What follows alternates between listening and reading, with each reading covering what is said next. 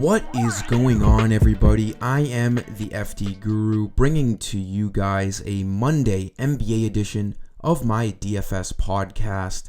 Doing a free Guru credit code in this video. I figured, everyone hates Mondays. Let's make it a little bit better, do a little giveaway. It's also the opening week of MLB starting on Thursday. Excited for that. Hit me up if you're still interested in any MLB memberships. We have 9 games on this NBA main slate tonight, coming off of one of the worst overall slates of the season last night. This slate tonight looks a lot better value plays. As usual, I'm going to give you guys 5 value plays, one for each position. After the first couple of my plays, I'll give you that Guru credit code. And I just recorded a 15-minute video for this channel, and I had the webcam off the entire time. So this is my second go at it. I'm going to try to run through this a little bit quicker because now I'm a little exhausted and frustrated that I just recorded a whole video for you guys and the webcam wasn't fucking on. Definitely not the first time I've done that, and it's definitely not going to be the last time. So let's move into tonight's slate. I'm going to just touch upon the questionable guys real quick.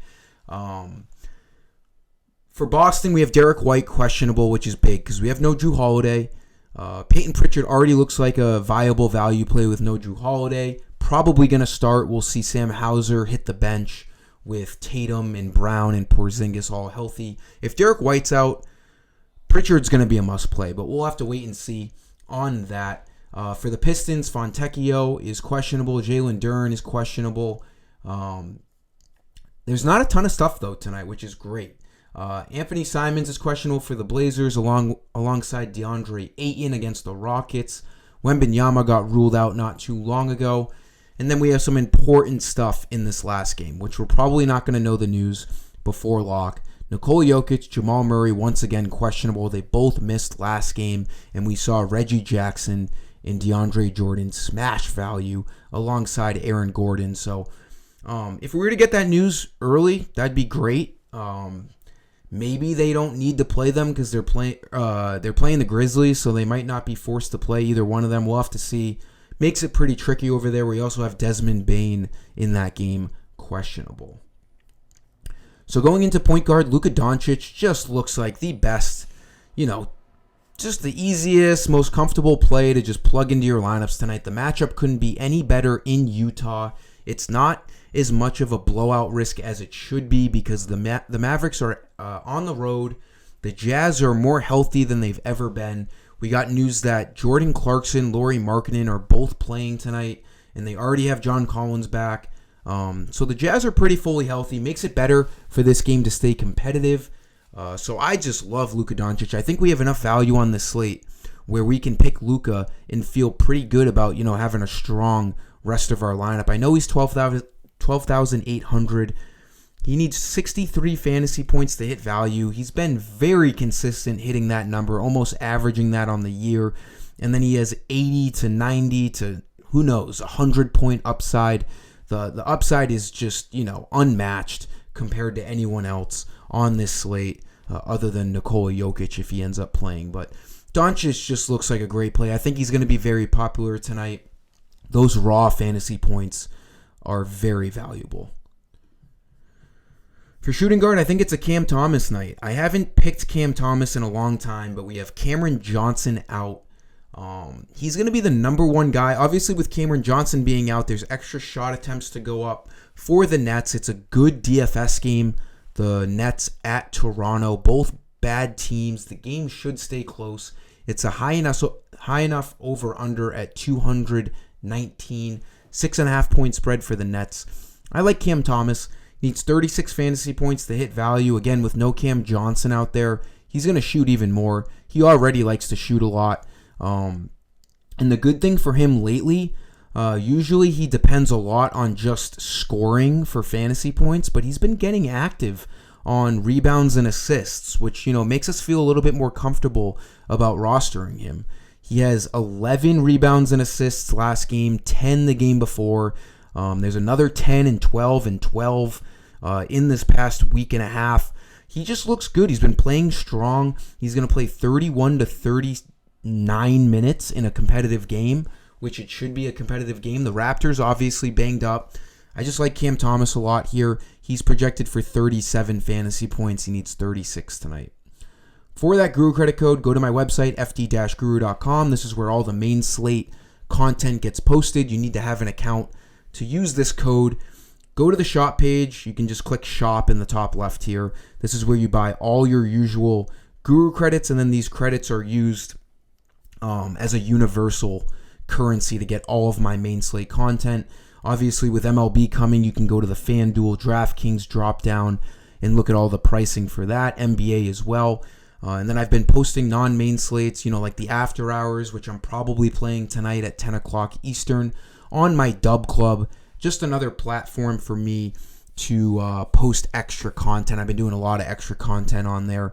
I've been actually doing really well with college basketball bets. You can get in with the link below for Dub Club below this video. $1 for the first week. You get a lot of extra stuff. And then especially with MLB coming, just tons of stuff. So put in this code, Monday, coins, all caps, apply coupon, you'll get 10 credits. Again, just like this video, definitely subscribe. If these picks and these videos help you out, you should subscribe. Put my alerts on so you don't miss any videos. I post basically every weekday, and I do a nice handful of promos.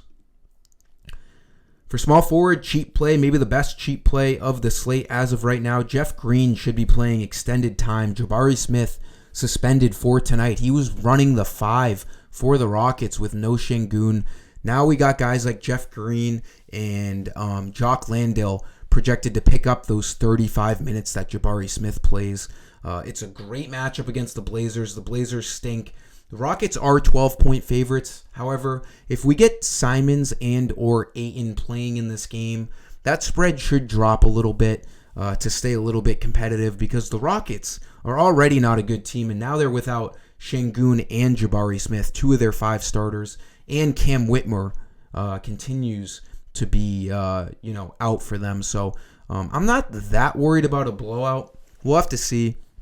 I still like Jeff Green a lot at 4K. He's been playing extended minutes as of late. Hit value the last 2 games. He only needs 20 fantasy points. He could start. I don't know what they're going to do, whether they start Jeff Green or Jock Landale. I'm assuming if DeAndre Ayton is playing, you can't start Jeff Green. You got to start Landale, and then they have no other big man, so they'll be running small. Jeff Green's going to play plenty of minutes. 4K looks pretty good on him. Power forward, Kelly Olynyk, by no means, a must-play right now, but he looks pretty good to get 35 fantasy points. Good matchup against the Nets. It's a nice game stack because the Nets and Raptors are both pretty hurt. Raptors, they're without their normal guys. I don't have to, relay the same guys that have been out for the past few weeks. But the big thing here is Jonte Porter. He was out last game with a personal issue. He's out again tonight with a personal issue. And that was a direct impact on Kelly Olynyk. He played 32 minutes with Jonte Porter as his backup. He was only playing 26, 25, 29, 27 minutes. It's no coincidence he played 32, an extra handful of minutes. And he played really well. 14, 6, and 10, 42 fantasy points. Good matchup right here against the Nets. He's going to need to be out there for the coverage of Nick Claxton. They don't really have another big to play on Claxton. And it's nice to see he was running point guard duties last game, 10 assists. So I like Kelly Olynyk. I might end up changing. He's not exactly cheap, and we could get some other stuff based off of injury news later, but someone to keep an eye out on is Kelly O. And then for center, there's a lot of things you can do tonight. Jawap Reith coming off of a huge game. If DeAndre Ayton is out, you could look at Reith.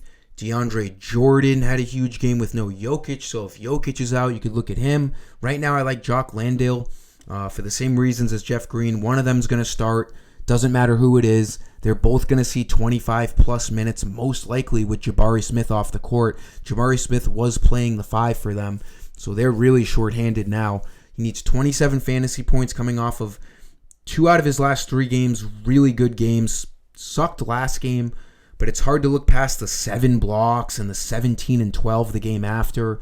He's going to get extended run tonight, and it's a good matchup against the Blazers. He's not exactly, cheap, but I still like him. There are other options, like I said, at center. He is center only, so that makes it tough.